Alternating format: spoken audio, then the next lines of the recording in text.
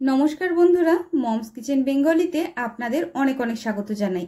तालेर समय तालेर बड़ा आमादेर सकलेरই खूब प्रिय और এই तालेर बड़ा आजके आमी तेल छाड़ा तैरी करे देखाबो।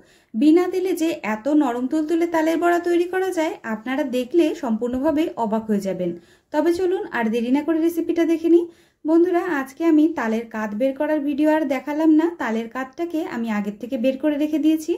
এখন গ্যাসের উপরে কড়াই চাপিয়ে কড়াইতে আমি দিয়ে দিয়েছি হাফ বাটি পরিমাণ ময়দা আর দিয়ে দিয়েছি হাফ বাটি পরিমাণ সুজি।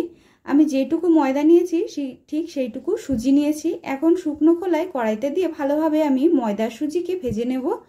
শুকনো খোলায় ময়দা সুজিকে বেশ কিছুক্ষণ আমাদের ভেজে নিতে হবে। আর কোনো রকম কিন্তু দানা দানা ভাব থাকলে চলবে না। যে দানা দানা ভাবগুলো হয়ে আসবে সেগুলো আপনারা অবশ্যই খুন্তির সাহায্যে ভেঙে টুকরো করে দেবেন। দেখুন বন্ধুরা আমি শুকনো খোলায় কিন্তু ভালোভাবে ময়দা সুজিটাকে বেশ কিছুক্ষণ ভেজে নিয়েছি। এখন শুকনো খোলায় ভেজে নেওয়া ময়দা সুজিকে আমি একটা পাত্রে নামিয়ে নিচ্ছি। আপনারা যদি আজকে প্রথম আমার চ্যানেলে ভিডিও দেখতে এসে থাকেন তাহলে কিন্তু অবশ্যই আমার চ্যানেলটিকে সাবস্ক্রাইব করে পাশে থাকা বেল আইকনটা দাবিয়ে অল নোটিফিকেশন অন করে রাখবেন যাতে আমি যখন ভিডিও ছাড়ি আপনারা তার নোটিফিকেশন একেবারে সাথে সাথে পেয়ে যান। এখন গ্যাসের উপরে আবার কড়াইটাকে পরিষ্কার করে চাপিয়ে দিয়ে তার ভেতরে আমি দিয়ে দিচ্ছি তালের কাত। তালের কাতটাকে আমাদের কিছুক্ষণ নেড়েচেড়ে জাল করে নিতে হবে। তালের কাতটাকে কড়াইতে দিয়ে বেশ কিছুক্ষণ ভালোভাবে জাল করে নেওয়ার পরে আমি দিয়ে দিচ্ছি হাফ বাটি পরিমাণ চিনি। আপনারা যতটা মিষ্টি খেতে পছন্দ করেন সেই বুঝে কিন্তু চিনির পরিমাণটা নিজেদের অনুযায়ী বেশি কম দিতে পারেন। এখন চিনিটা দেওয়ার পরে আবার বেশ কিছুক্ষণ ভালোভাবে নাড়িয়ে চাড়িয়ে মিশিয়ে নেব। আর তালের কাতটাকে বেশ কিছুক্ষণ আমি ভালোভাবে জাল করে নেব। তালের কাতটা বেশ কিছুক্ষণ ভালোভাবে জাল করে নেওয়ার পরে যখন দেখবেন ঠিক এইরকম ভাবে ফুটে উঠেছে তখন দিয়ে দেব হাফ বাটি পরিমাণে চালের গুঁড়ো। চালের গুঁড়োটা দেওয়ার পরে ভালোভাবে নাড়িয়ে চাড়িয়ে মিশিয়ে নিতে হবে। একটু দলা ধরে গেলে কিন্তু অনবরত নাড়িয়ে চাড়িয়ে মিশিয়ে নিতে হবে। চালের গুঁড়ো দিয়ে আমি বেশ কিছুক্ষণ ভালোভাবে নেড়েচেড়ে মিশিয়ে নিয়েছি। এখন আমি দিয়ে দিচ্ছি শুকনো খোলায় ভেজে রাখা ময়দা আর সুজি। এখন শুকনো খোলায় ভাজা ময়দার সুজি দিয়ে ভালোভাবে একটা মন্ডের আকারে আমি তৈরি করে নেব। দেখুন বন্ধুরা আমি ভালো মতন ভাবে পাকিয়ে একটা মন্ডর আকারে তৈরি করে নিয়েছি। আপনারা চাইলে এর ভেতরে নারকেল কোড়াও দিতে পারেন। আমার কাছে নারকেল কোড়া ছিল না তার জন্য এখানে আমি গুঁড়ো দুধ দিয়ে দিচ্ছি। আমি এখানে 10 টাকার 1 প্যাকেট পরিমাণ গুঁড়ো দুধ দিয়ে দিয়েছি। গুঁড়ো দুধটা দেওয়ার পরে আবার ভালোভাবে আমি মন্ডটাকে সুন্দরভাবে নেড়েচেড়ে মিশিয়ে নেব।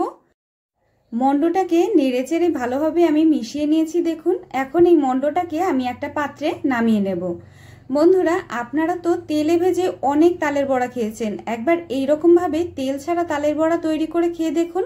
এতটাই নরম সফট তুলতুলে হবে যে এরপরের থেকে আপনারা আর তেলে ভেজে তালের বড়া তৈরি করবেন না। ভালোভাবে মন্ডটাকে নামিয়ে নেওয়ার পরে একটু ঠান্ডা হয়ে গেলে তারপর হাতের সাহায্যে আপনারা মেখে নেবেন। হাতের সাহায্যে যদি না মাখতে পারেন তাহলে একটা হাতা অথবা খুন্তি দিয়ে ভালোভাবে একটু আমাদের মেখে নিতে হবে। দেখুন বন্ধুরা আমি মেখে নিয়েছি। এখন এই মন্ডটার থেকে হাতে সামান্য পরিমাণে তেল মেখে মন্ডটার থেকে ছোট ছোট করে টুকরো নিয়ে হাতের সাহায্যে আমি গোল করে নেব। আমি কেমনভাবে তৈরি করছি আপনারা একবার দেখুন। আপনারা একবার দেখলেই কিন্তু তৈরি করতে পারবেন। আর এটি তৈরি করতে কিন্তু খুবই ভালো লাগে। দেখুন বন্ধুরা আমি একটা তৈরি করে ফেলেছি। একই রকমভাবে আমি সবগুলোকে তৈরি করে নেব। খুবই সহজে আপনারা এই তালের বড়াটা তৈরি করতে পারবেন। আর এটি তৈরি করতে কিন্তু খুবই ভালো লাগে বন্ধুরা। আমি দেখুন সবগুলোকে একই রকমভাবে তৈরি করে নিয়েছি। এবার চলুন তালের বড়াগুলোকে আমি তৈরি করে নিই। তেল ছাড়া তালের বড়া তৈরি করার জন্য এখানে আমি গ্যাসের উপরে একটা কড়াই বসিয়ে দিয়েছি। কড়াইতে আমি এখানে দিয়ে দিচ্ছি জল। জলটা আমাদের ভালোভাবে গরম হতে দিতে হবে। জলটা যতক্ষণ গরম হচ্ছে এখানে একটা ছিদ্র থালার উপরে আমি সমস্ত তালের বড়াগুলোকে এক এক করে সাজিয়ে দিচ্ছি। সমস্ত তালের বড়াগুলোকে ছিদ্র থালার উপরে আমাদের এক এক করে সাজিয়ে দিতে হবে। আপনারাও ঠিক এইরকম ভাবেই তালের বড়াগুলোকে সাজিয়ে দেবেন। আপনারা যদি একবার বাড়িতে এইরকম ভাবে তালের সময় তালের বড়া যদি না তৈরি করেন আপনারা কিন্তু বুঝতেই পারবেন না যে এটির এতটাই স্বাদ হয়।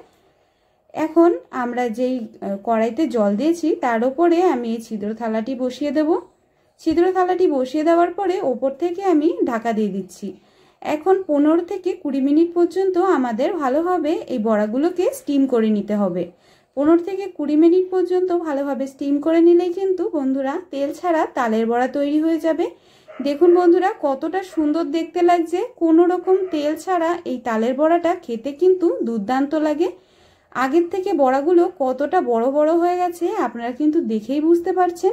এখন এই বড়াগুলোকে আমি এক এক করে একটা প্লেটের ওপরে নামিয়ে নিচ্ছি। কতটা সুন্দর হয়েছে আপনারা দেখেই বুঝতে পারছেন। খেতে কিন্তু দুর্দান্ত হবে, বাড়ির বাচ্চা বড় সবারই কিন্তু খুব ভালো লাগবে। তালের সময় এই তালের বড়ার রেসিপিটা আপনারা অবশ্যই বাড়িতে বানিয়ে তৈরি করে খেয়ে দেখবেন। আর আমার রেসিপিটা আপনাদের কেমন লাগলো অবশ্যই আমাকে কমেন্টের মাধ্যমে জানাবেন। ভিডিওটা স্কিপ না করে প্রথম থেকে শেষ পর্যন্ত দেখার জন্য আপনাদের অনেক অনেক ধন্যবাদ।